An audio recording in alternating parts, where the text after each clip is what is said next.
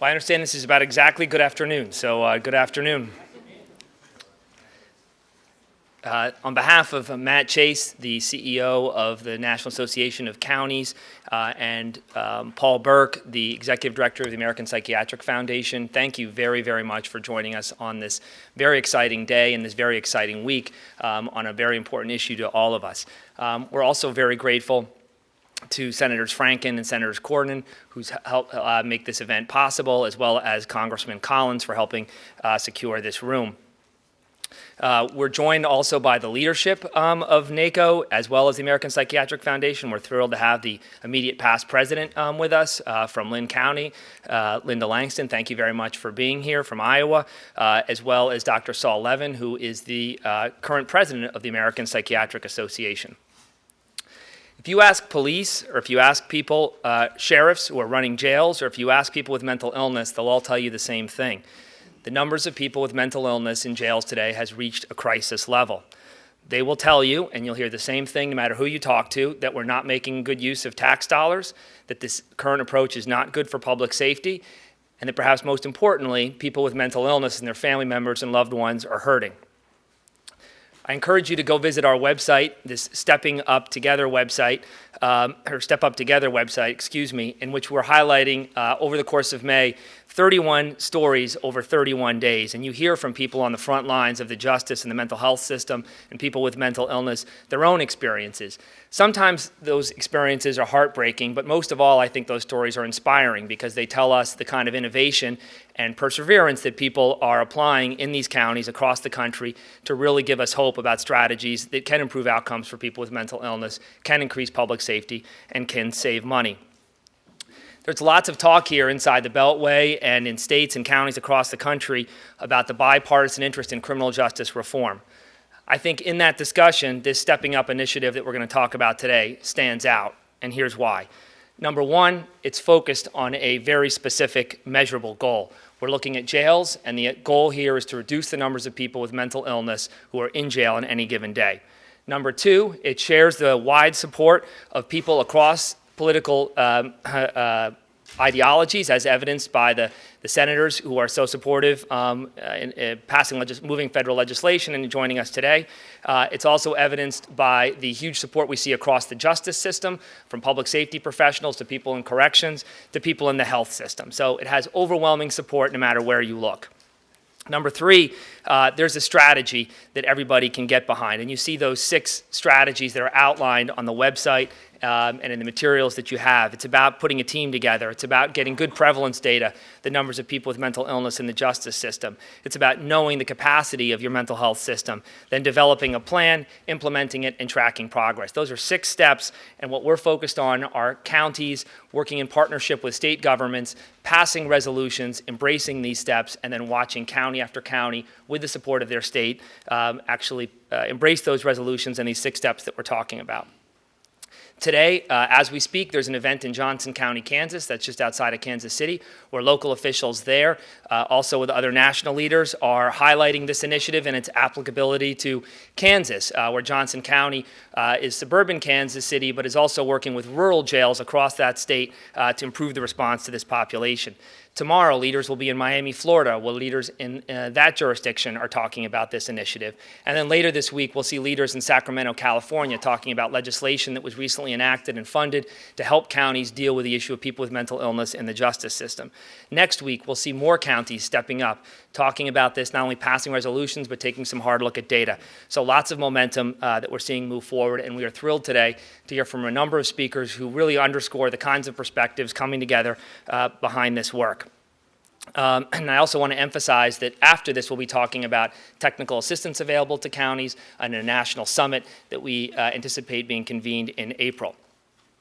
With that, I want to turn it over to our first speaker, who really underscores this partnership between the Council of State Governments and the National Association of Counties. We are thrilled to have with us today Commissioner Tony Carter from Ramsey County, that's St. Paul, Minnesota. And I can say I've been now in a number of meetings where Commissioner Carter has come to Washington, D.C., had a lot of just grinded out kind of meetings with people from all different perspectives, talking about what this issue means to St. Paul and to Minnesotans and county officials everywhere. She's been a terrific leader, and we're thrilled that she is joining us as, I believe you're actually the chair, if I have this correct, of the Human Services and Education Committee of NACO. So thank you very much for being here, Commissioner.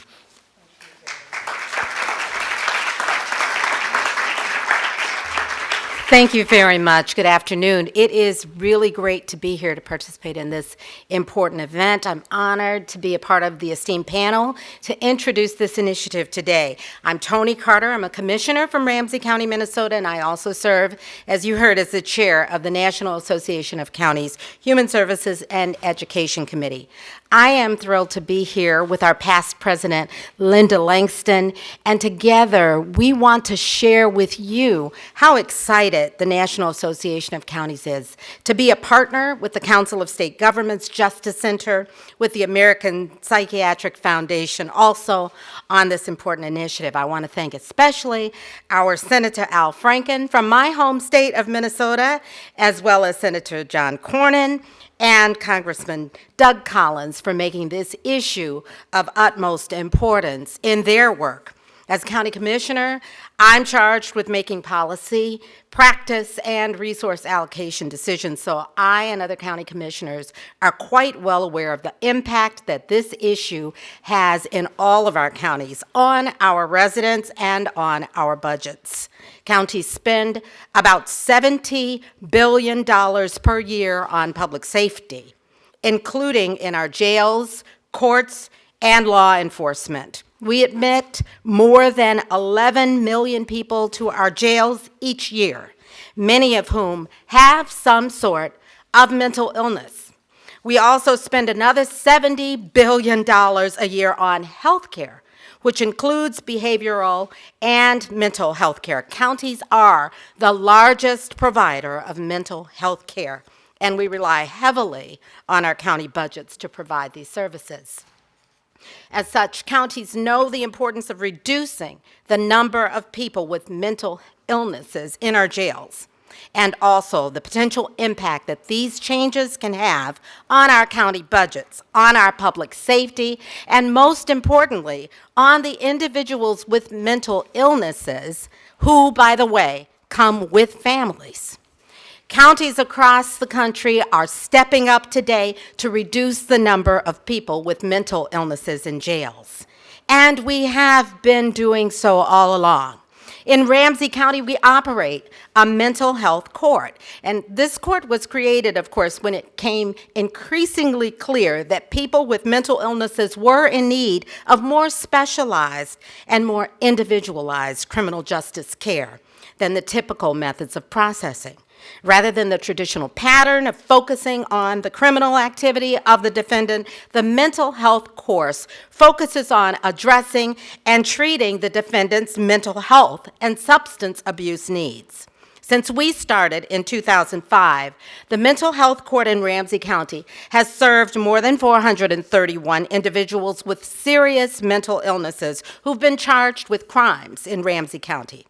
Our mental health court graduates are less likely to be charged with a new offense, of course, then less likely to be convicted of a new offense, and less likely to spend time in our jails than those who do not participate in the mental health courts. We've been able to reduce the costs to the criminal justice system, to our corrections and public safety, and hospitals because of this court. But that's one of our efforts, and we are one of 3,000 counties across the country and more. And this battle won't be won in individual counties. We need a national movement to reduce these numbers and to change the way we treat people who have mental illnesses. Stepping up provides the vehicle for counties to share information and to share our experiences with each other so that we can learn from each other's successes and also replicate strategies that have already been proven to work on the ground. It gives us access to tools and resources that we need to start this initiative in our counties, whether we're a big county or a small one.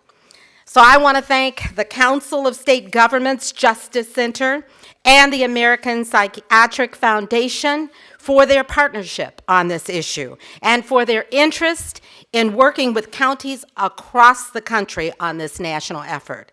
And to the U.S. Department of Justice's Bureau of Justice Assistance and Director Denise O'Donnell for their support on the initiative. Thank you so very much.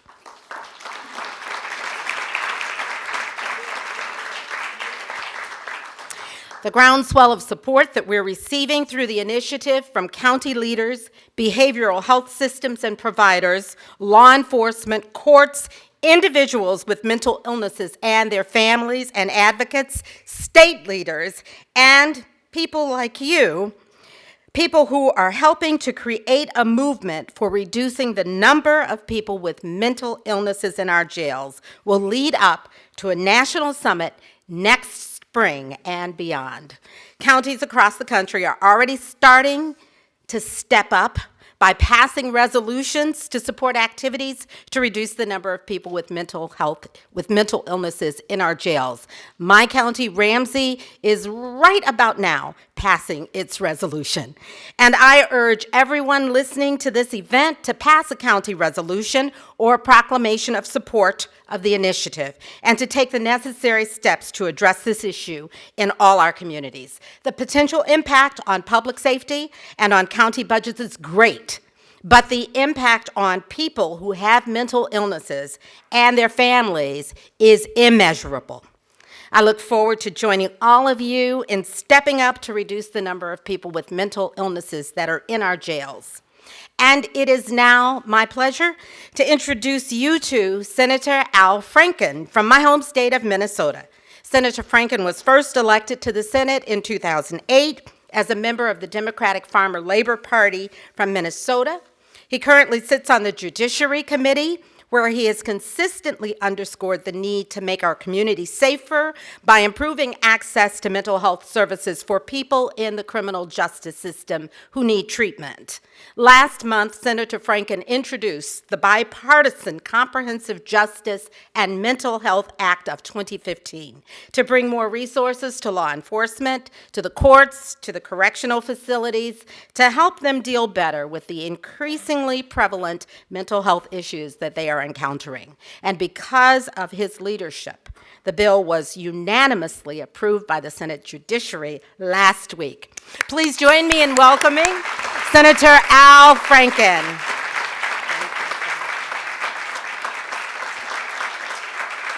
Thank you. I think you can see why Tony just keeps getting reelected by bigger and bigger margins. She is a terrific friend, and her son, who I door knocked with when Melvin the Third is a great public servant as well, and has a wonderful mom and a wonderful dad. Thank you for including me today. I'd like to thank the Council of State Governments, NACO, and the American Psychiatric Foundation for their commitment to reducing the number of people with mental illness in jails and also prisons, and for bringing together such a diverse group of stakeholders to work on solving what we all know is a very serious problem. The United States has 5% of the world's population, but we have 25% of the world's prison population. And in large part, that's because we have essentially criminalized mental illness. People with mental health conditions disproportionately are arrested and incarcerated, but instead of providing people with adequate access to mental health treatment, we let them fall through the cracks and languish in jail and in prison. As Hennepin County Sheriff Rich Stanek from Minneapolis, which is Hennepin County, is Ramsey County, and Hennepin County make up Minneapolis, St. Paul, essentially. As he put it, local jails are the largest mental health facilities in the state of Minnesota. And this holds true across the country. Right now, in most jurisdictions in our country, we are using our criminal justice system as a substitute for a fully functioning mental health system. That does not make sense. It doesn't make sense for law enforcement officers who often enter situations that they either are at risk themselves or people with mental illness are at risk if they don't have the proper training. It doesn't make sense for the courts, which are inundated with cases involving people with mental illness. It doesn't make sense for the people who have mental health conditions, who are often would benefit from treatment and intensive supervision than from traditional incarceration. And it certainly doesn't make sense for taxpayers who foot the bill for high incarceration costs and overcrowded corrections facilities, and who must pay again when these untreated mentally ill prisoners are released back into society, often in worse shape than when they were locked up, because we don't have the right treatment in prison, and because prison is just not generally good for your mental health. I think. I haven't, but I would imagine.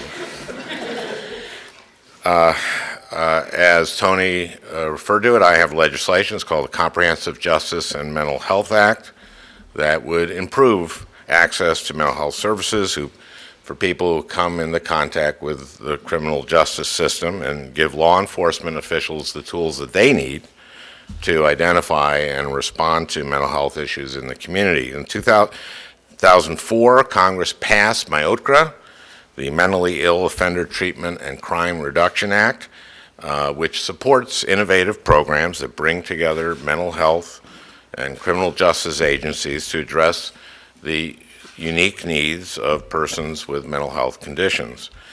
My bipartisan bill, the Comprehensive Justice and Mental Health Act, reauthorizes and improves upon MIOTCRA.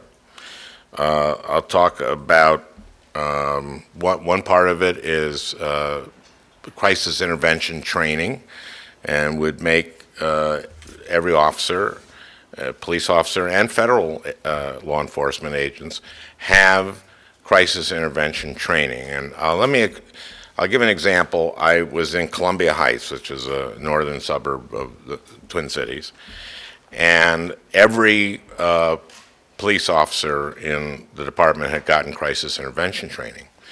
And I had a round table with them, and I asked what effect it had. And the sheriff wasn't there, but the county attorney was, and he said that the sheriff, the day after he took the training, he didn't kill a guy he otherwise would have killed.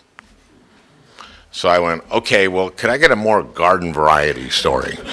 And so I turned to a woman officer and said, can you give me an example, a garden variety example of your experience? She goes, okay, well, a few months ago, I was out on the street and I heard a woman screaming, and I thought there was some domestic abuse thing or something, but I went and found her, and she was just screaming, and then she, when she saw me, she went to a railing and sort of grabbed it and hung by it, threatening to drop, which she probably wouldn't have gotten killed, but she would have hurt herself very badly.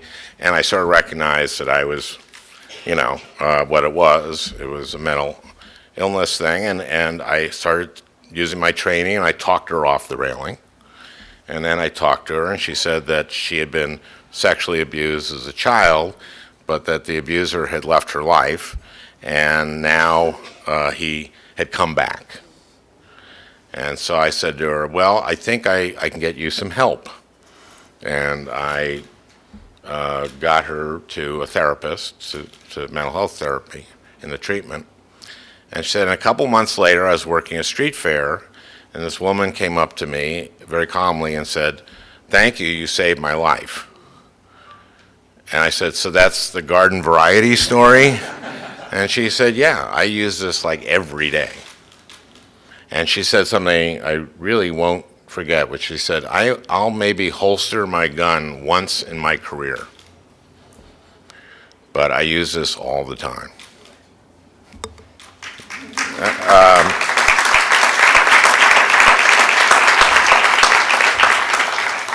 As Tony said, this bill would extend federal support for mental health courts, for crisis intervention training and teams, and corrections-based services for people with mental illness. I was in a prison in St. Cloud where they intake all the state prisoners, and they said they had crisis intervention training, and they said, well, you know, on the weekends when you see that on cable where you see those things about in prison and they show the guards putting on all that equipment to go subdue a guy, and they have to go in and tackle him and all that stuff.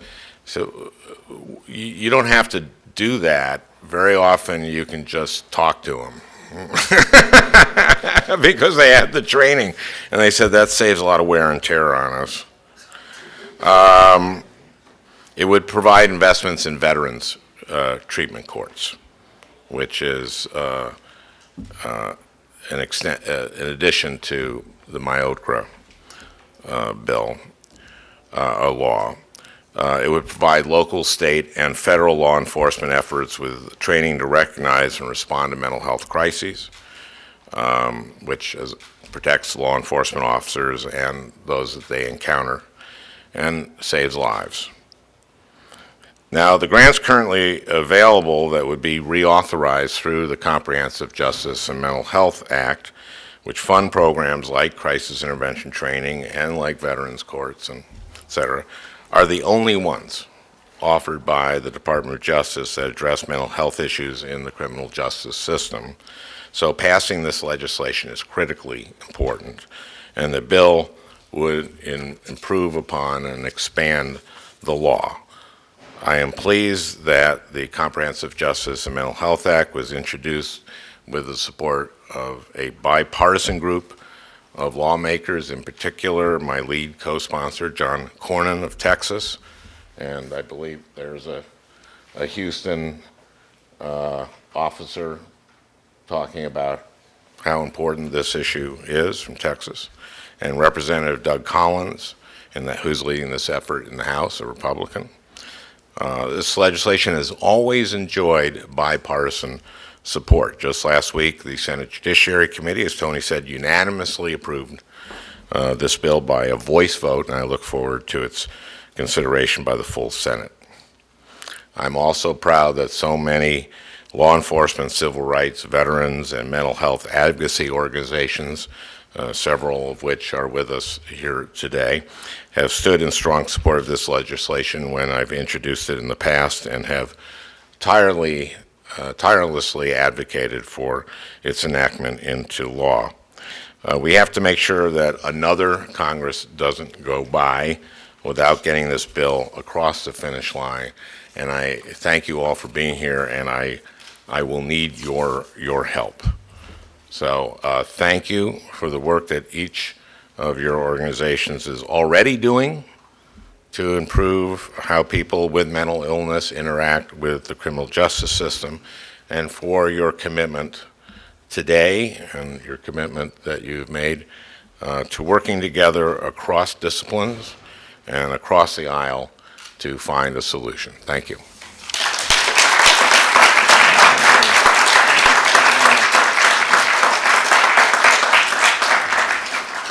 Thank you very much, Senator Franken. When you hear Senator Franken talk to groups like us and meetings like the ones we're having today, when you hear him give his floor statements on this topic, when you hear him speak at committees, or when he's just sitting around the table talking to people dealing with this issue every day, there's no doubt left in your mind what a passionate commitment he has to this topic, and we're extremely grateful to him and all he's doing on this area. So thank you very much, Senator Franken. Our next speaker directs the agency that actually administers the program that is authorized by the legislation that Senator Franken talked about. Denise O'Donnell heads the Bureau of Justice Assistance, which administers hundreds of millions, billions of dollars in grants to state and local governments across the country every year. This is just a small fraction of what BJ actually does, but as you'll hear from her, it's one of the biggest priorities that she has as director, and we're thrilled that she's running BJA and leading this particular program. Please join me in welcoming Director Denise O'Donnell. Thank you, Mike. Thank you. I am really honored to be here today on such a historic occasion to raise national attention about our need to come together, not individually as members of Congress or as county leaders or as law enforcement or policymakers or behavioral health advocates or parents or mental health professionals and citizens, but to come together collectively with one voice to proclaim that we need sweeping change in the overrepresentation of persons with mental illness in the criminal justice system. You're going to hear some common themes, I suspect, from all of us, because we all share these issues. We are here to step up and acknowledge that the sheer number of people with mental illness in U.S. jails has reached crisis proportions. We're here to step up and acknowledge that people with mental illness rarely get the help that they need. They remain in jail longer. They're at higher risk of reincarceration than are other persons without these illnesses. We are here to step up and acknowledge that the current system in which many of our jails are the major provider of mental health services in our communities is neither affordable, sustainable, nor right. We are here to step up and acknowledge that the current system does not improve public safety. And we are here to step up and acknowledge that the status quo hurts people, it hurts families, and it hurts communities. We can and we must do better. Our overarching mission at the Bureau of Justice Assistance at the Department of Justice is to reduce crime, recidivism, and unnecessary confinement and promote a safe and fair criminal justice system. That goal cannot be achieved unless we address the justice and mental health crisis in the country. That's why I'm so grateful to be here today. As a former mental health professional, federal prosecutor, U.S. attorney, I have witnessed the crisis grow for far too many years, and it is going to take all of us and many more to reverse that tide. But we have made many positive developments that pave the way forward for what can be achieved if we join forces in this important call to action. At BJA, we are fortunate, as you have heard from Senator Franken, that Congress has entrusted us to administer two of the most important federal programs to address this crisis, the Justice and Mental Health Collaboration Program and the Second Chance Act. And I must add that our friends at the Council of State Governments Justice Center provides training and technical assistance for us in both of these critical programs. Through my work as director of BJA, I've seen so many effective approaches to justice mental health issues because of those programs. BJA's Justice and Mental Health Collaboration Program supports, as you've heard, innovative cross-system collaboration for individuals with mental illness and co-occurring mental health and substance use disorders who come into contact with the criminal justice system.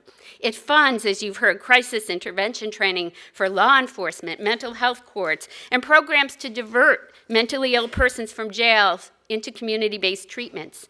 Similarly, the Second Chance Act provides funding for treatment of persons with co-occurring disorders and reentry services, including access to medication and treatment for returning persons with mental illness. But so much more needs to be done, and that's why it's so important for all of us to step up. We know more now than ever before about what works in treating mental illness.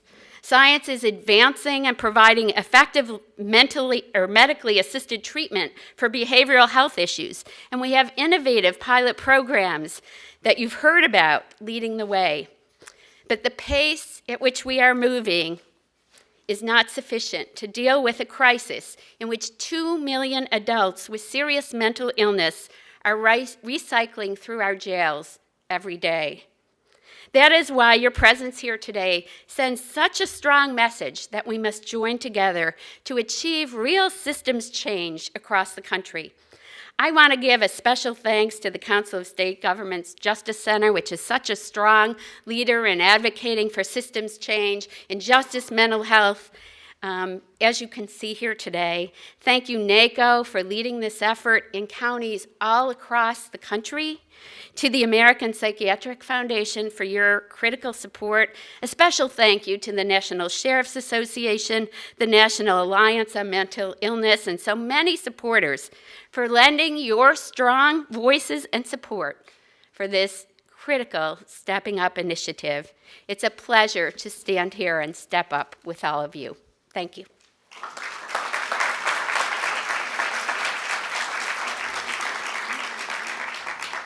Thank you very much, Director O'Donnell. When you talk to people on the front lines of the justice system and they express their frustration in the status quo, oftentimes they'll ask where are our partners, our friends in the behavioral health care community.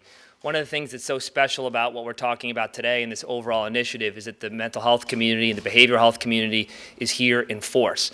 And a key reason that that has happened is the American Psychiatric Association. I mentioned earlier that Dr. Levan is here representing them. I gave him credit as being president of the association. I want to correct that and make clear he's the CEO, which is an equally big deal. That actually stays the same year after year. Dr. Levan, we're thrilled to have you with us. We'll be with the president of the American Psychiatric Association later this week in California. It's a huge testament to your leadership that the American Psychiatric Association is embracing this, is calling on its members to work on this effort and do so in partnership with the state mental health directors, the National Council of Behavioral Health Care, and so many other mental health groups. Please join me in welcoming Dr. Saul Levan.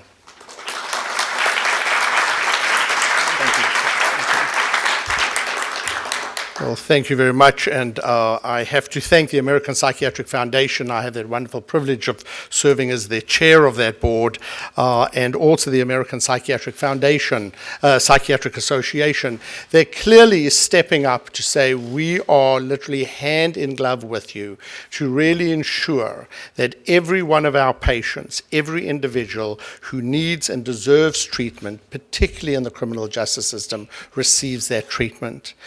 We've heard these staggering numbers today, and it's sad that one half, in a study that just came out that was released, that our jails and prisons today house 10 times more health patients than the psychiatric hospitals today in this country.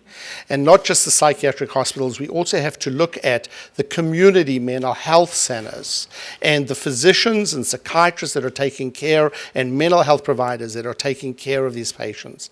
And the fact that we're putting so many of our mentally ill and substance use disorder patients into the prisons instead of getting them into treatment is in some ways both costly, not just to the legislatures, to the state governments, but also to the lives of those patients and their families that really deal with the sequelae. So I'm hoping that today is the start where the American Psychiatric Foundation and the American Psychiatric Association will help get all the partners to come together and say, let us really work together. I was just in your wonderful state this past weekend looking at veterans' health services. And it's very clear that we as comprehensive as a nation needs to come together to take care of all our populations who have mental illness and substance abuse disorders. So we'd love to say that we will be partners with you both at the local level and at the national level to work out ways. We have an amazing program, the Judges Leadership Initiative, that basically educates judges to not just say, let's put someone into prison, but let's look at what's in the community and see how we can get them to take those patients, to take those people that are before the criminal justice system, and get them thinking well, healthy. We have the medications today. Gone are the days where essentially you locked someone up into a mental health psychiatric hospital. Today we have medications. We have cognitive behavioral therapy and many other treatments that will help these patients, and putting them in jail where they're not getting the treatment that they deserve does not do us any good down the road. We're committed to this movement. We're committed to this legislation. And we really want to thank our allies in Congress, especially Senators Franken and Rob Portman, Representative Doug Collins, and former Representative Patrick Kennedy, who's about to follow me and is one of the most dynamic speakers about the, sorry, Patrick, trust me, you're going to have a great time. In listening to someone who has truly led the nation in mental health reform, and we really have a lot to thank him, both in terms of parity, because remember, mental health And mental illness is no different to a primary care illness such as diabetes or hypertension. It's the same thing. You have got to identify it. You've got to get someone into treatment, and putting them in jails is not the way to do it for mentally ill. I really want to thank you, and we look forward to swift passage of this bill. Thank you.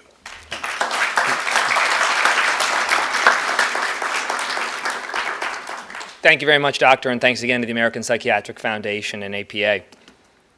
Dr. Levan just mentioned that, of course, from a medical perspective, there is no difference between a mental illness and another primary health care illness. But we all know that for many years, that's not what the law necessarily said. And if you ask people across the country who in Congress, more than any other person, championed a change in the way the federal laws look at that, they will, without failure, name a person who is with us today, and that is Congressman Patrick Kennedy from Rhode Island. What an honor to have Congressman Kennedy with us today, not only because of all the work that he did on the issue of generally moving the area of mental illness forward in a much more public dialogue, but also because of his work on this particular issue. Senator Franken mentioned the Mentally Ill Offender Treatment and Crime Reduction Act, which is the predecessor of the legislation that he's championing. One of the original co-sponsors of that legislation, somebody who championed appropriations for it, was then Congressman Patrick Kennedy. And so how thrilling for us that even after his retirement, of all the issues that he could work on, he's continued to dedicate his career to this. And so we are thrilled to have you with us today, Congressman Kennedy, and we're thrilled to have you tell one of the 31 stories that will be unveiled this month. Thank you very much. Thank you. Thank you.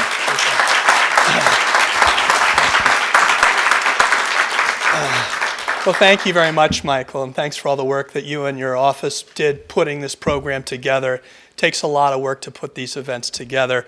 Now, on the outside, a former member of Congress, I appreciate even more, what it takes to assemble these types of coalitions. I used to be like Al Franken. I could walk in and then walk out, and people would still be happy with me.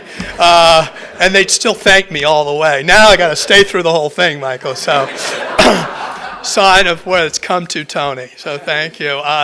But obviously, Saul really put me in the hole now by saying I'm a great speaker. So now I have expectations. Not like I had enough expectations to live up to with my last name being Kennedy. That's not, talk about a very humbling experience. But I'm happy coming from Rhode Island because, when I went down to Texas, where Senator Cornyn, one of the co-sponsors of this legislation, I visited a ranch that was bigger in landmass than my whole state of Rhode Island. And the reason I mention that is I constantly am reminded, coming from Rhode Island, that there are counties in this country with budgets that exceed by a multiple effect our whole state budget.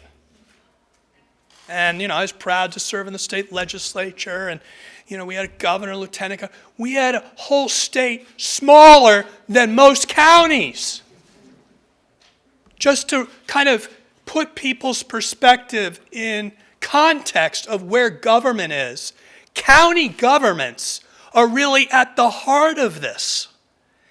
Furthermore, they have the flexibility to rearrange the dollars to pay for the kinds of results that we can only dream of here in Washington, D.C., because our hands are tied in many instances with our budgetary restrictions.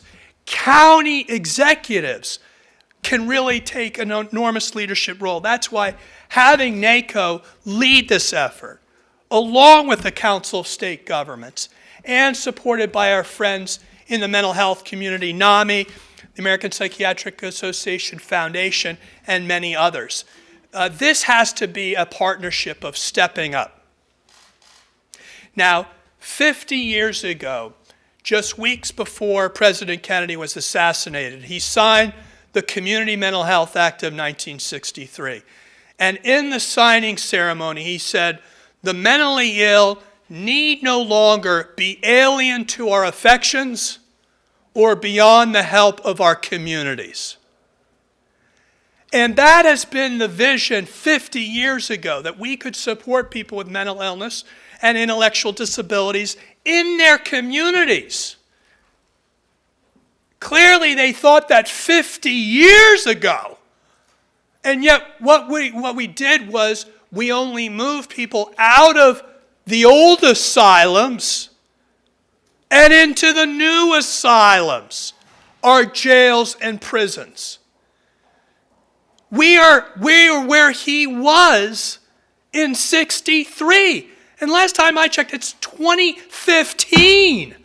And we still haven't gotten the message that for people who, through no fault of their own, have a biologically based illness, that not only are they marginalized and discriminated against in every form, in terms of our healthcare system and everywhere else, they finally have the ultimate insult to injury placed upon them because we arrest them for not treating them.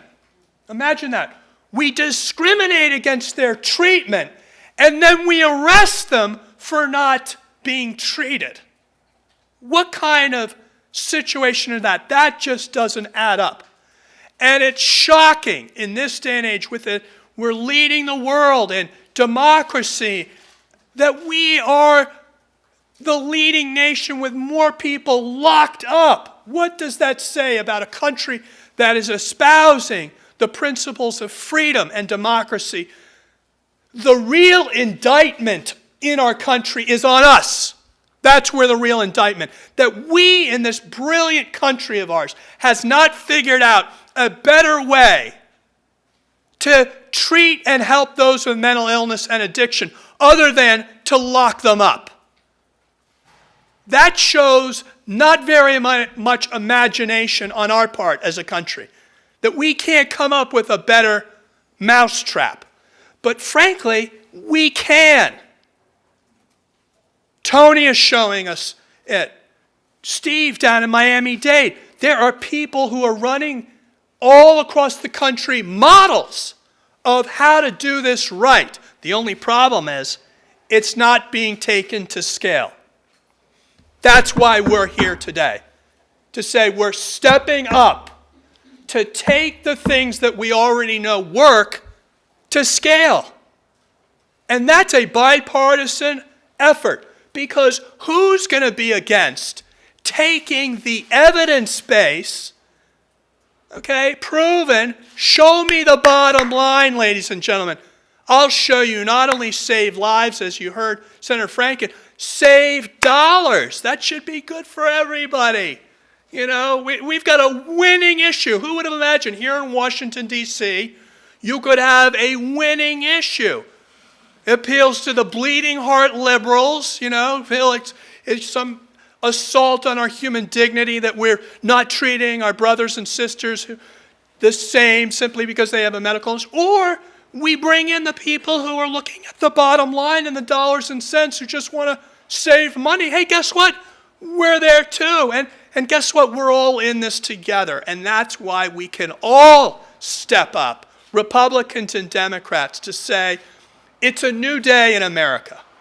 My final comment will be, the Mental Health Parity and Addiction Equity Act is just starting to be implemented through private insurance, through the ACA, and as a new concept amongst the healthcare profession, that guess what? We ought to do a checkup from the neck up when we're seeing somebody. You know, we should just stop at the blood pressure. Maybe we ought to check to see whether they have a family history of mental illness. Try to screen early, treat them early, because guess what? Just like we wouldn't let someone get to stage 4 cancer before we treat them, why do we let people get to stage 4 mental illness before we treat them? So why is this timely? Because we have Tom Insull's efforts, the efforts of those around the country like NAMI, talking about the first incident intervention of those with psychosis, so that we treat people early, just like we would treat them if they had any other physical illness. That, my friends, means that we're in a totally different paradigm than the one that's led us to this moment. And so the Stepping Up initiative is perfectly timed with all these efforts in prevention, with all these efforts in treating the whole person, and finally with all these efforts to actually reimbursing in our healthcare system what we've never reimbursed for, and that's the inpatient care that is sometimes needed to keep people well. But for that fact, they end up in our criminal justice system.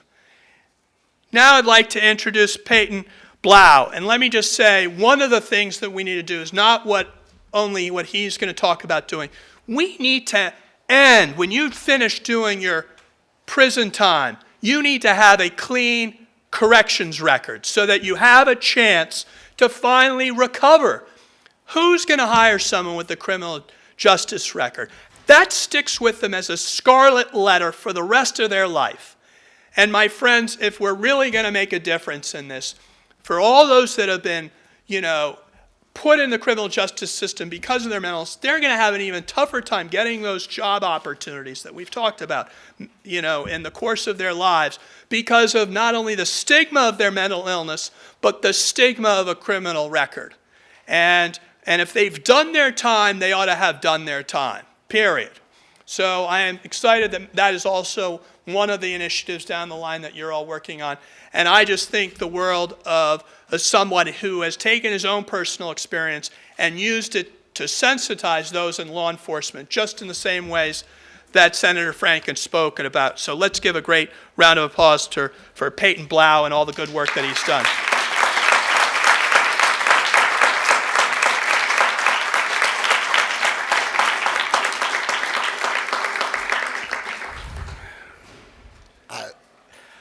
I'd like to start by saying I have to wonder if your uncle was still alive, if we'd be sitting in this room today. Maybe some of you know and some of you don't know that he imagined 1,500 community centers, and only half of those were built, and the other half were stripped of funding in the 80s.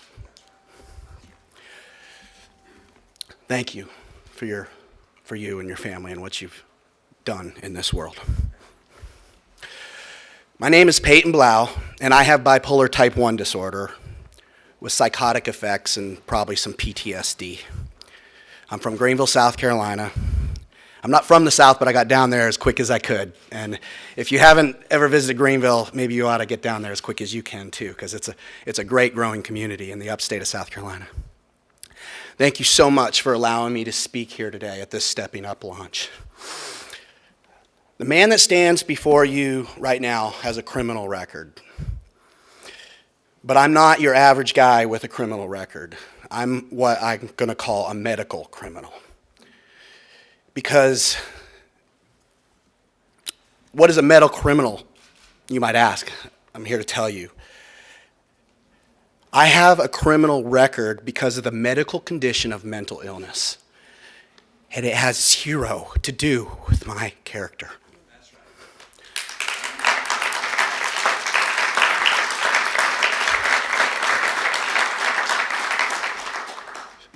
I'm lucky, though.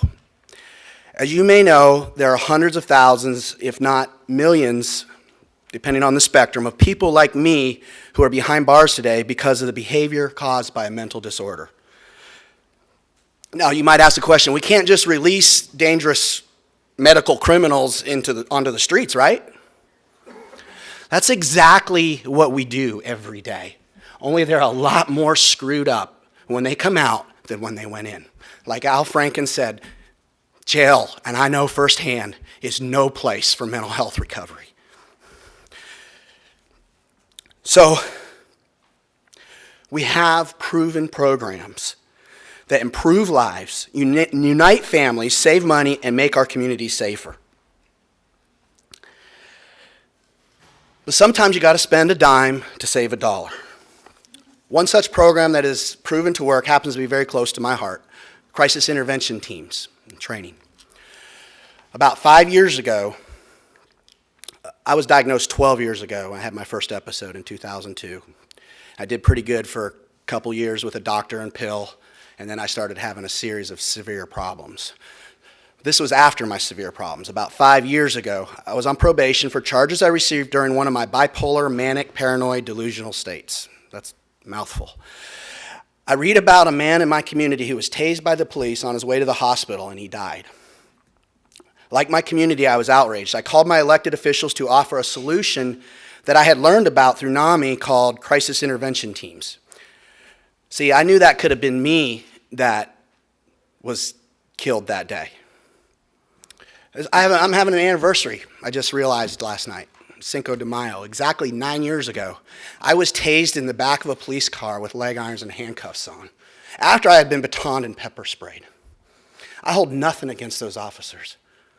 You know why? They didn't have CIT training. They were trying to keep me calm. So I was arrested 6 times between 05 and 08 in a paranoid, delusional state of mind. I remember believing that the police were there to kill me, not help me. I wanted police and jail guards to understand the reality of the delusions that had gone through my mind during my temporary psychotic states. 3 of those 6 arrests went relatively well, if you call being arrested well, but no violence. But the problem was my 2 felonies came within days after I was incarcerated. The only 2 felonies I have in the United States. From the jail's not understanding. That's a piece of this too. 3 of the arrests went very violent. Because in my head, I was just fighting for my life. What made the difference was experienced officers that, when faced with this complicated and difficult challenge, knew how to connect and work with me to de-escalate the situation. One of those officers, Mike Ford, speaks with me now. He just spoke with me 2 weeks ago at one of our trainings. We're friends. I believe some officers have the natural ability, just kind of in their DNA. Some don't. I don't blame either of them. People listen to what NAMI had, and I actually got started sharing my story and role-playing during the 40-hour CIT training classes with local police. It was life-changing for me to start talking about my story in an effort to save my life and to save lives and help my community. I now have spoken to thousands of people on this subject, and it has been one of the best things ever for me personally to recover and know that, to get over the stigma.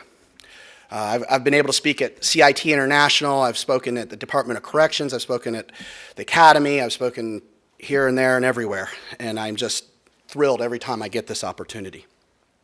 I'd like to say this, though, and I'm going to make this connection. The Sheriff's Association came out that 50% of officer-involved shootings have to do with a mental health crisis. What we're training here stops a lot of what we're reading about every day in the newspapers. And we need to make that connection. I don't think it's as maybe race-driven as and this and that. It's just officers don't know how to handle this stuff. Fortunately, there are a handful of communities that are helping people like me by implementing mental illness programs, but unfortunately don't make the news like the communities that have horrible tragedies. CIT is just one example of many programs that can turn the tides in our communities. Another is mental health courts, which I have had the privilege of going through myself at a particularly needy time in my life, where I learned a lot of techniques to control my bipolar. Once again, I was fortunate to live in a community that had leaders and saw the importance of this program. Although grant funding ran out years ago for the 3 courts that we have in South Carolina, we actually need 46. We have 46 counties, not 3. So I threw out some vision for expanding this program throughout the state, and Senator Vincent Shaheen responded as he was running for governor to put together the Mental Health Court Program Act, S-426, to prove the bipartisan nature of this bill. Governor Haley, he was running against her. He submitted this bill. At the subcommittee level in the Senate, Governor Haley's recent appointee to the Department of Corrections came and advocated for the bill. It's soon to pass the House and onto the governor's desk. So this is something that is totally bipartisan. If you look at the co-sponsors in any of the bills out there, it's very bipartisan. So you're experiencing a little bit of mental illness right now.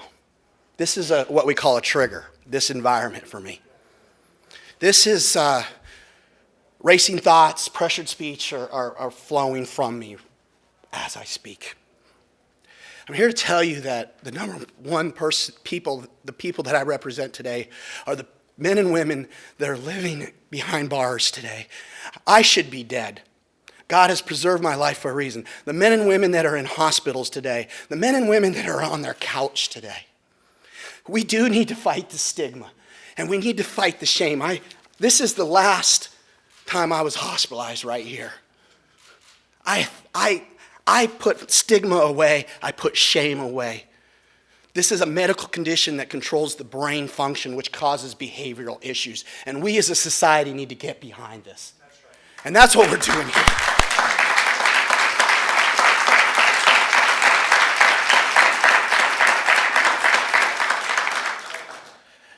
I just want to end by mentioning that man I mentioned that passed away, his mom is the biggest advocate. Andrew Torres was the man that unfortunately passed, his mom, Myrna. She wants me to mention every time I speak that don't let his death be in vain. So I represent these people today. I thank you for Mr. Clark, for my wife, for my support team. I'd love to talk to you about how my recovery looks. But it involves people in this room, including you, Laura Usher. Thank you for all your help the last year and a half. So I'm here to represent hope. I think God has preserved my life for a reason, and I think that there is hope, and I'm representing that. And I just want to end the way I did the last time I spoke, with a verse of Scripture. Proverbs 31:9 says, "Speak up, judge fairly, and defend the rights of the poor and needy." Thank you.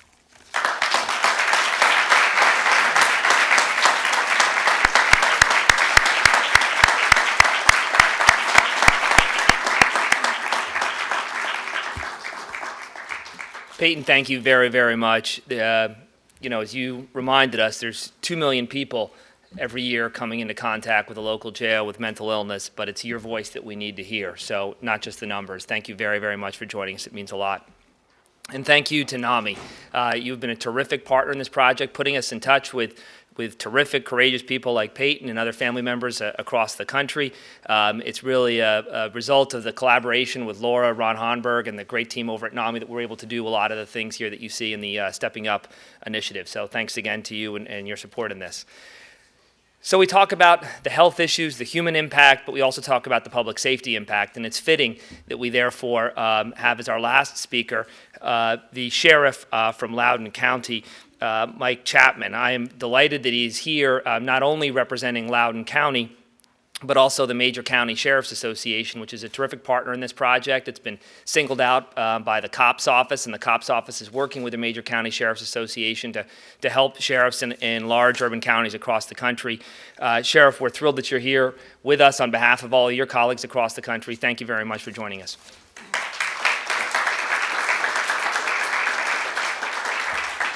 It really is my honor to be here today representing the Major County Sheriff's Association. I'm with Loudoun County. I've been the sheriff there for going into 4 years here.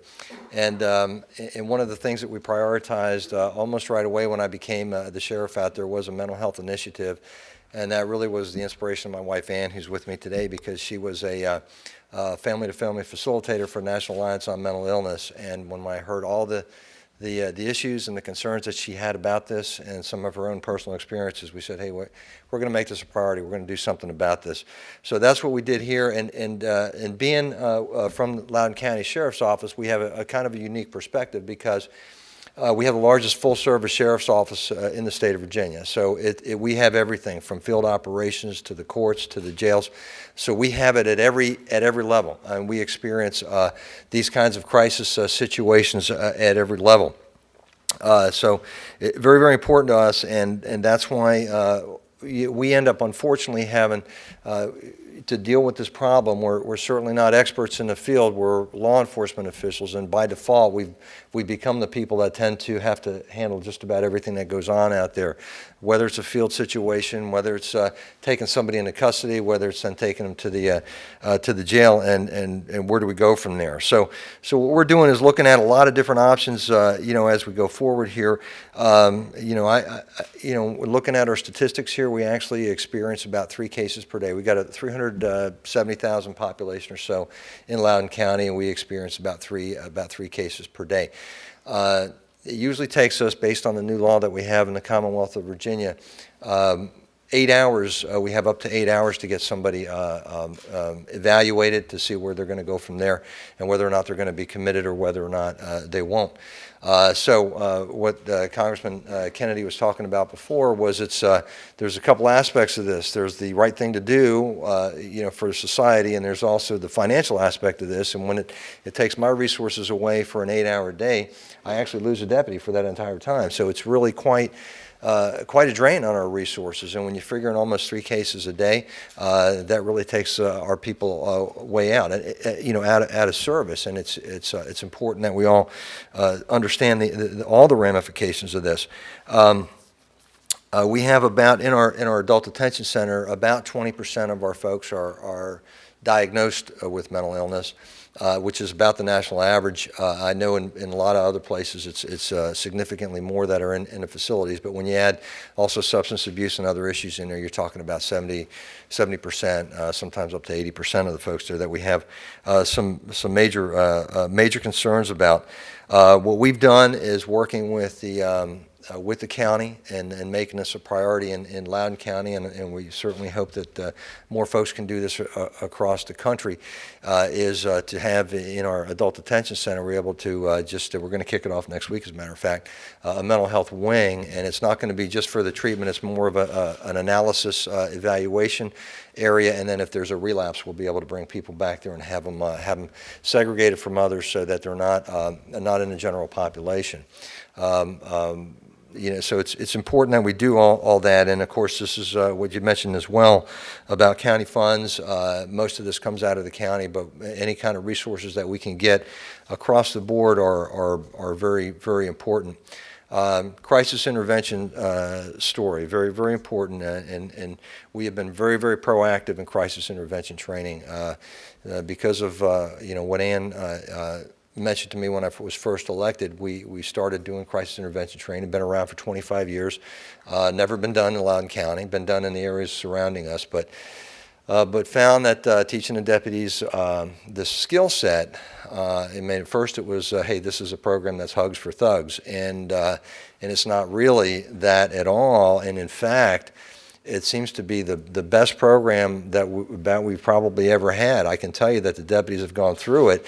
Even some of the most cynical folks that we've had have come out saying, wow, what a terrific program this crisis intervention training is. And so what we've done now is expanded it to the adult detention center. We've run 10 classes. We have about a third of our 560 or so deputies trained now, and we just started training at the adult detention center, and there's the question as to whether or not it's needed. Well, it is. I mean, because what you're looking at is your options are either force or communication, and it really comes down to that. It comes down to, can you just communicate your way out of this?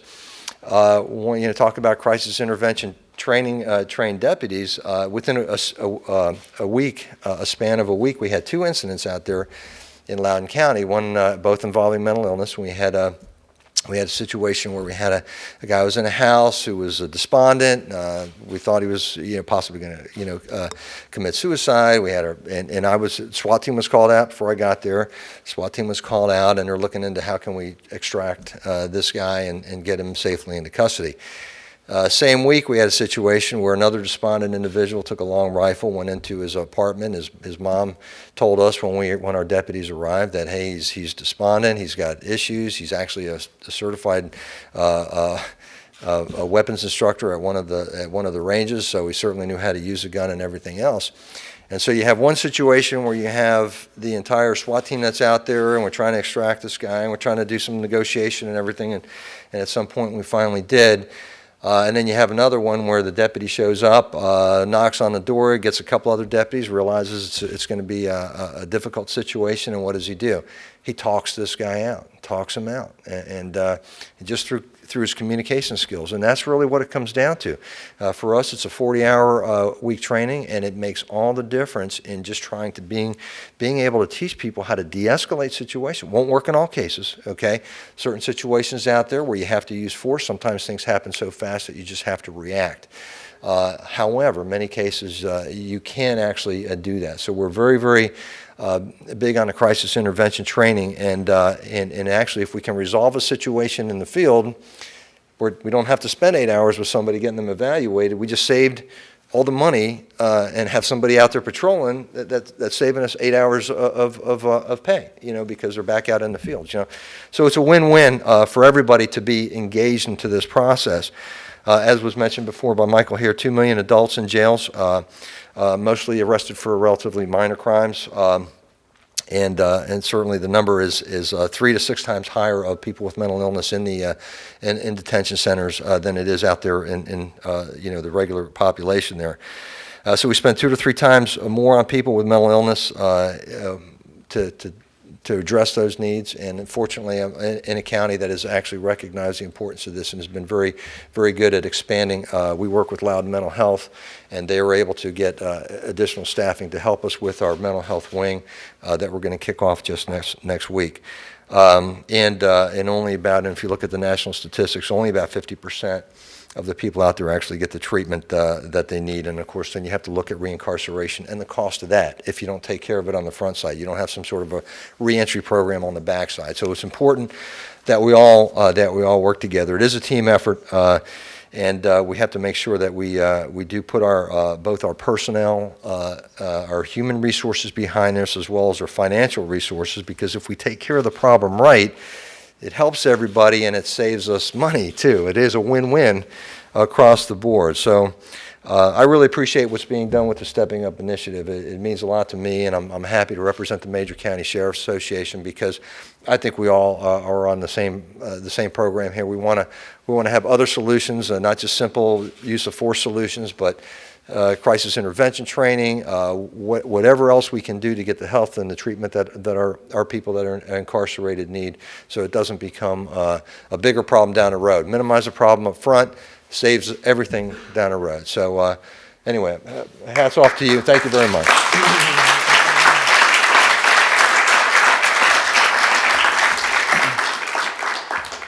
Thank you very much, Sheriff. It's one thing to hear from a policy wonk like me or somebody from the behavioral health community, but it really takes a sheriff to tell us this is about public safety, and a sheriff as respected as you from Loudoun County and Major County Sheriff's Association. Thank you very much. And thank you also to the National Sheriff's Association, representing sheriffs from all sizes jurisdictions across the country.